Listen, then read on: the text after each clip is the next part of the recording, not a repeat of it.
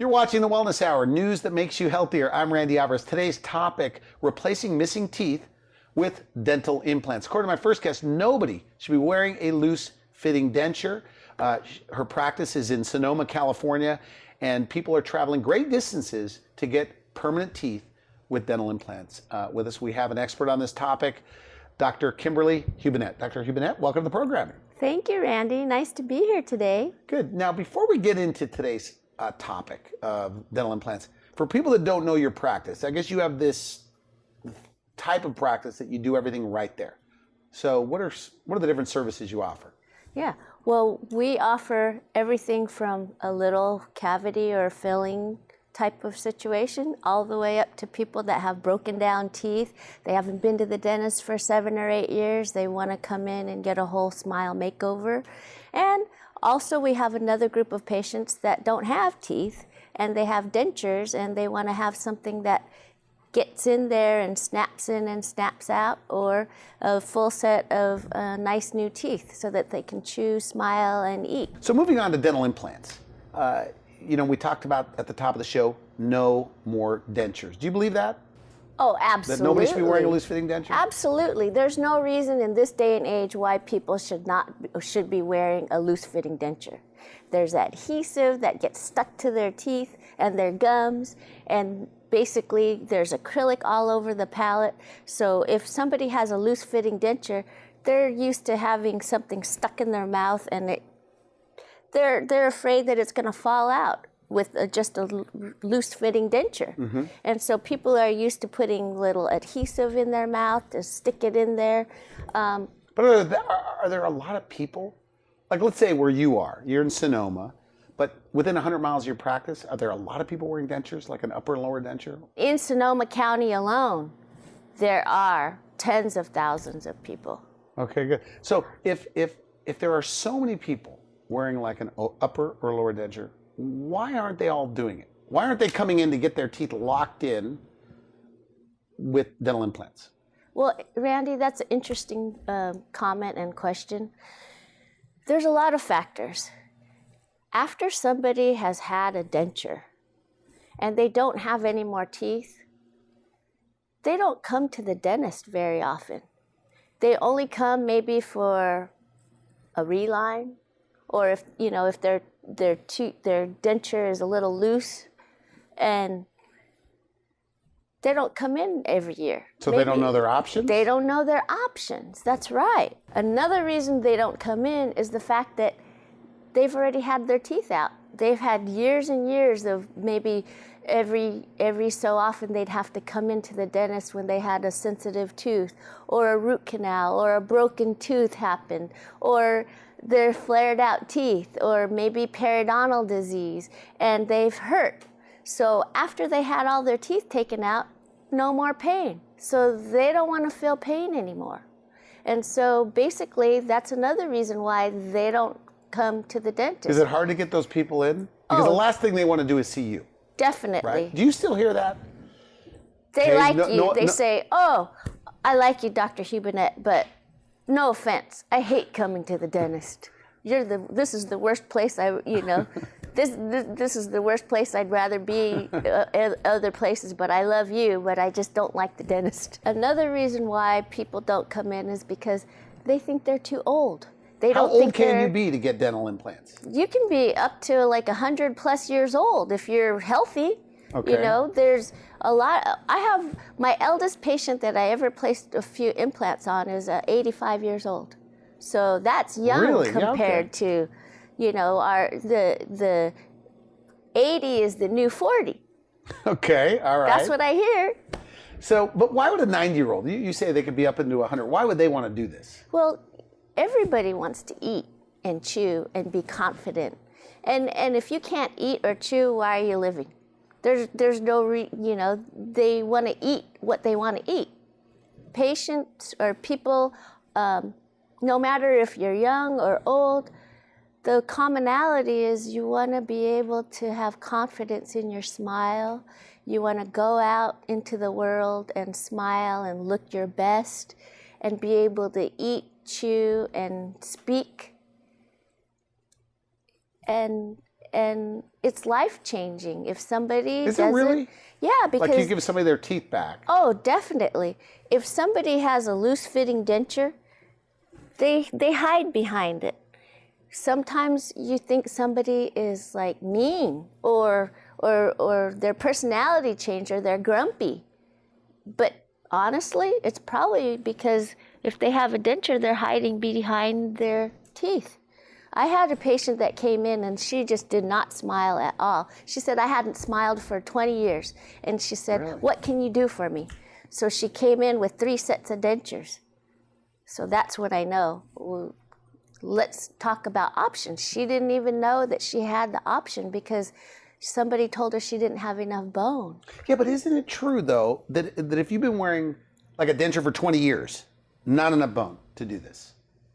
Is that true? No, that is not true. This day and age, there's grafting types of things and new technology that we can help almost anybody create and have some sort of a dental implant. Whether it be mini implants or regular implants, I do both. Okay, so is it true that people could walk in on the day of the procedure, no teeth, and walk out with teeth?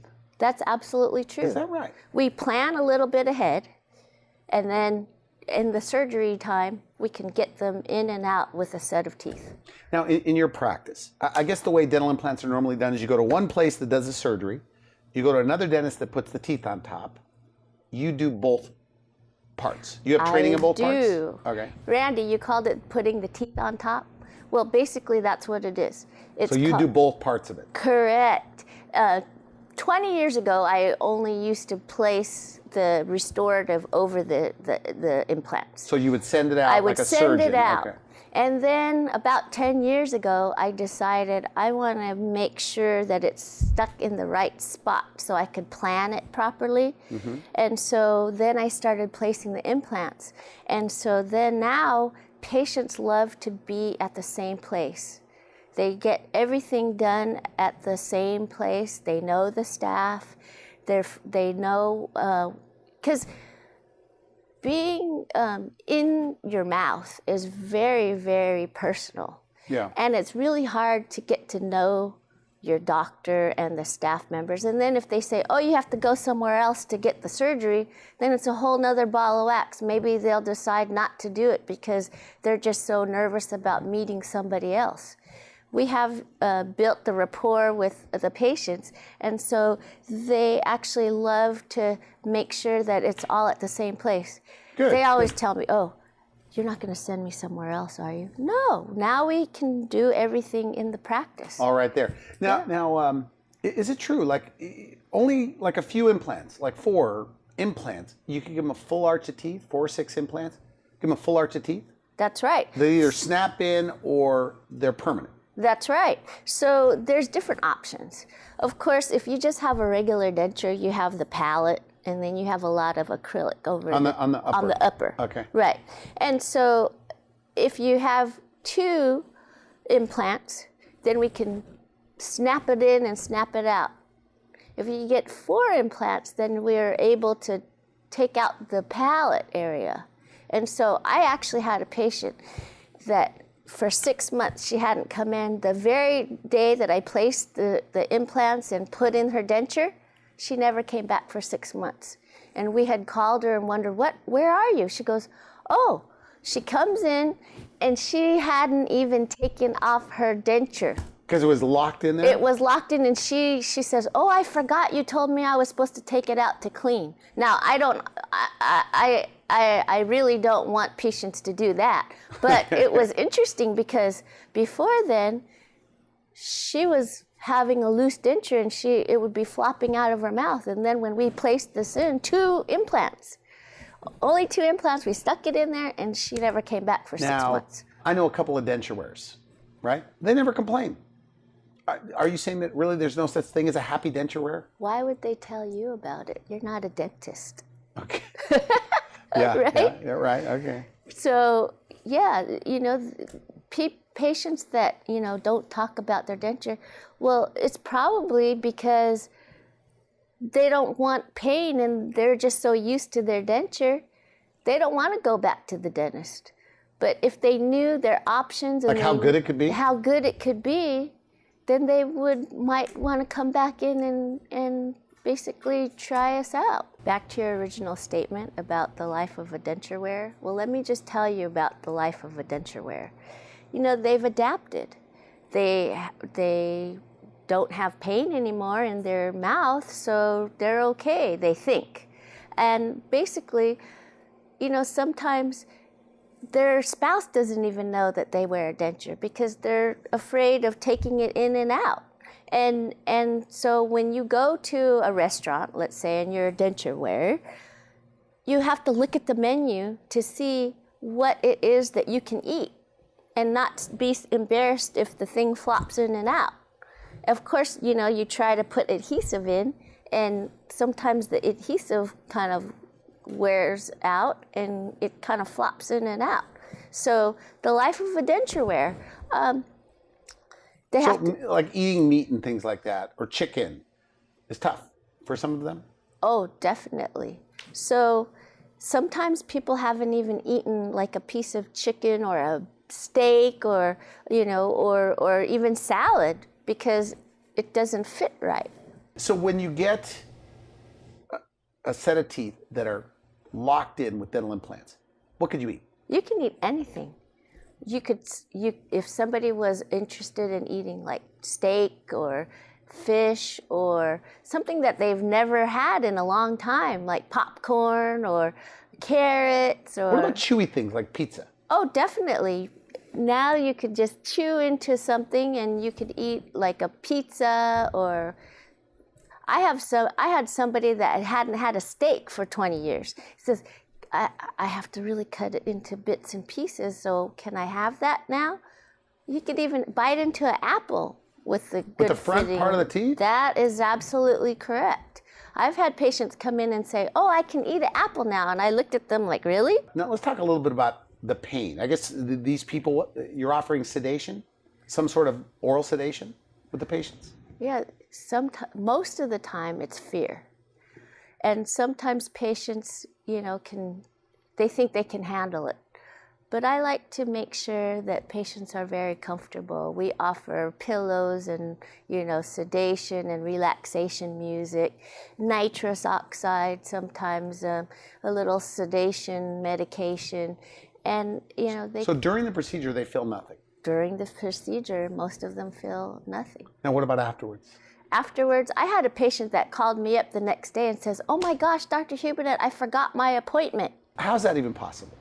Well, sometimes, Randy, people have an amnesia effect with the sedation, and so they might not even remember that they were there. So this person got their teeth replaced with dental implants, and they thought they missed their appointment. That's right, and they called up and they apologized to me and my staff for forgetting their appointment. What'd you tell them? I said, go look in the mirror right now. Yeah. What'd you say? I said, you know, you were here the whole time. You don't remember? He says, no. And I said, go look in the mirror. Oh, you know.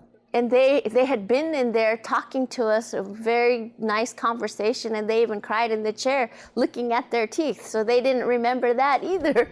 Now you say, okay, so when it's all done, because this is also like a cosmetic dentistry. Because, you know, we've talked on the phone. You say there's a lot of people that wear dentures, but they hate the appearance, so they don't smile because of it. You say these look real.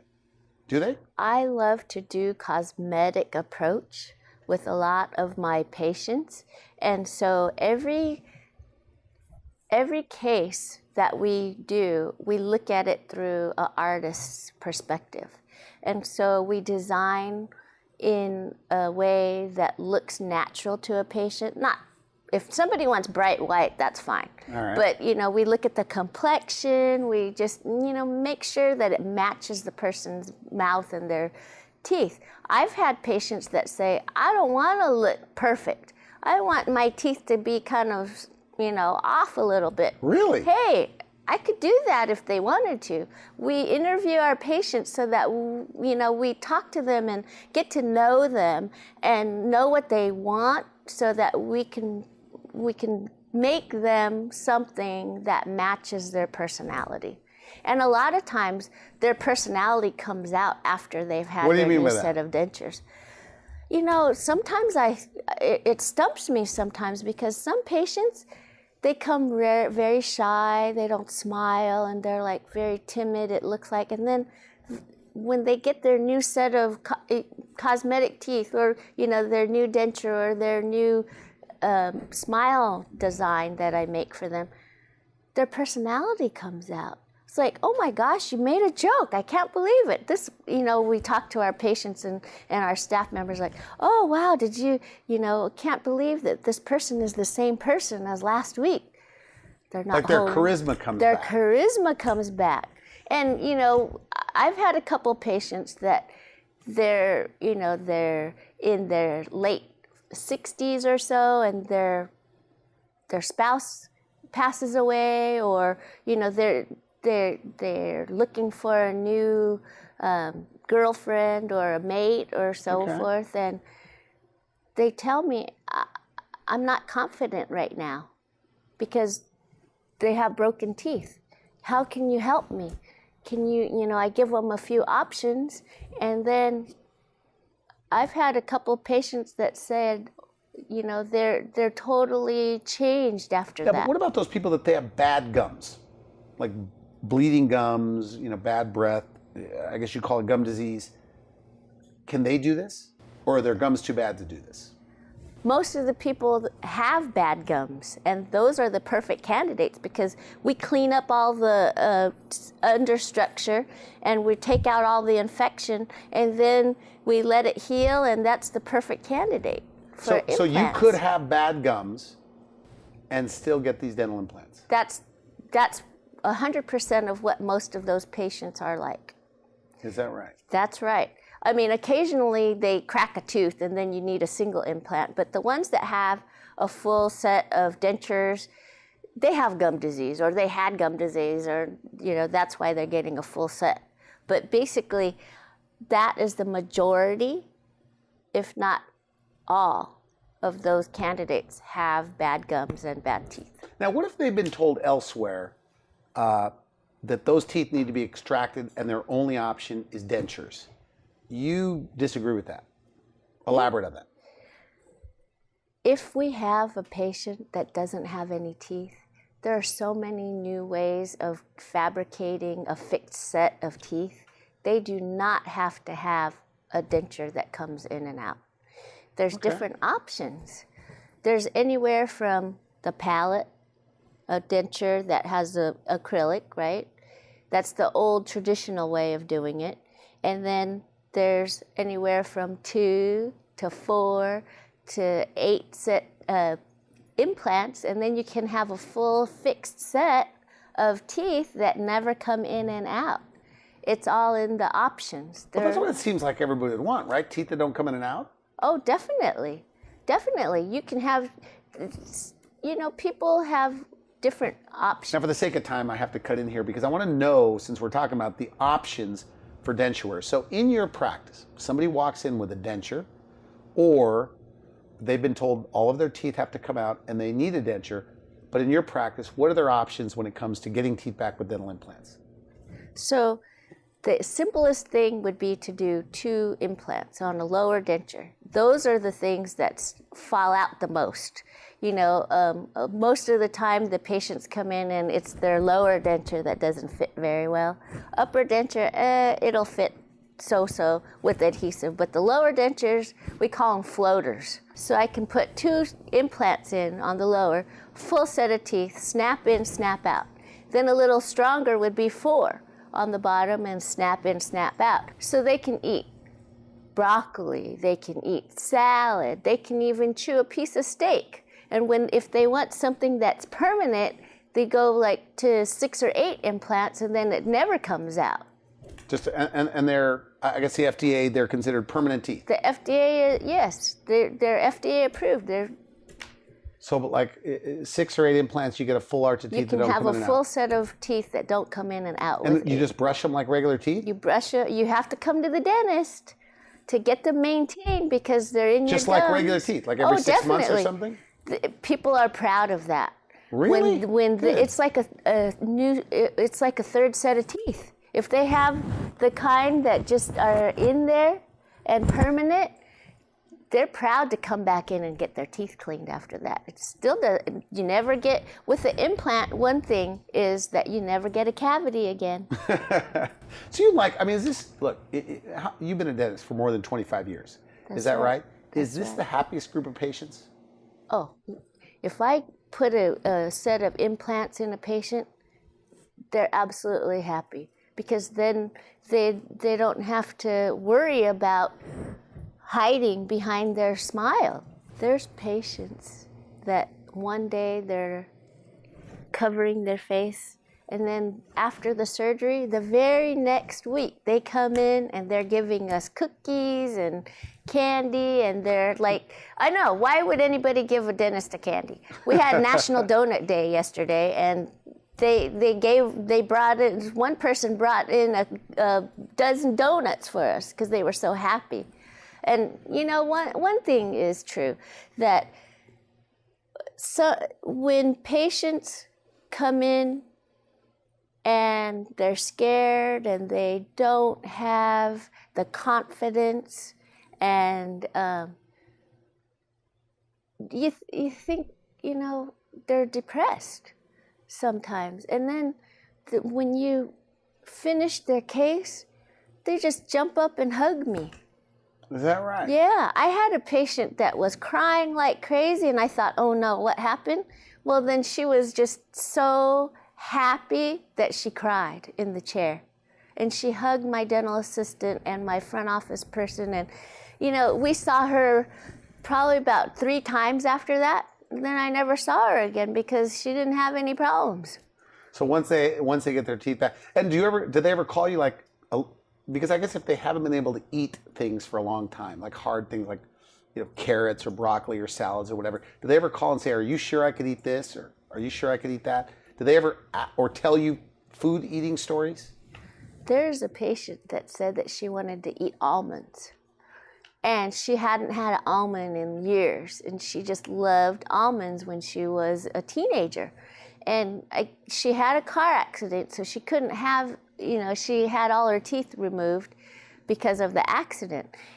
And for 20 years, she was in a set of dentures. In that case, she had gone to a dentist that said she wasn't a candidate for implants because she lost so much bone. So this patient, she thought that she was not a candidate because somebody had told her after the accident that she lost so much bone that she wasn't a candidate for implants. So she never came in for 20 years. She finally found me because I saw her, you know, we met through a mutual patient, and they introduced us. And she says, oh, I'm gonna come in for a consult, and, you know, maybe you can help me with a new set of dentures. She never knew, she never asked about implants. I said, well, why? In the chair, I said, well, you know, have you ever thought about that? She goes, oh, I already know I'm not a candidate. And so she already thought she couldn't get dental implants. She already thought that. So with this day and age, I explained to her that we can graft, we can add bone back, and then she would be a great candidate. So long story short, we were actually able to get her a fixed set of teeth. And she was so happy. She was eating almonds. She called me and said, and this one, Good.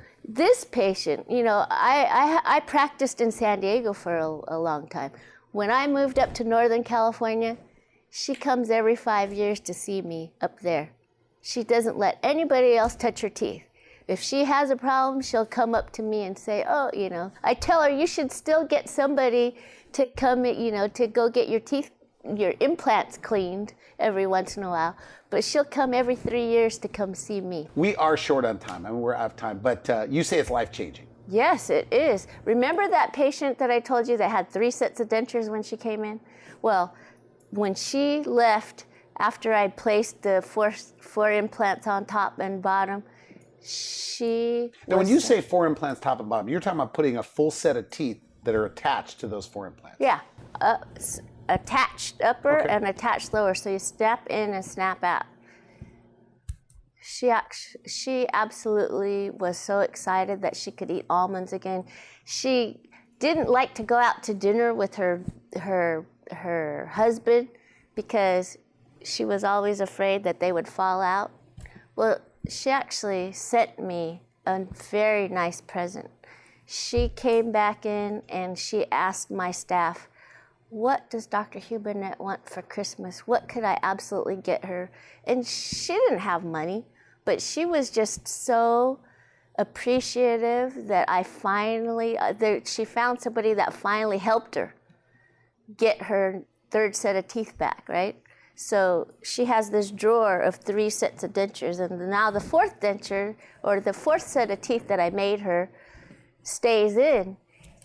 Is she going to throw away those other 3 dentures? She stepped on them.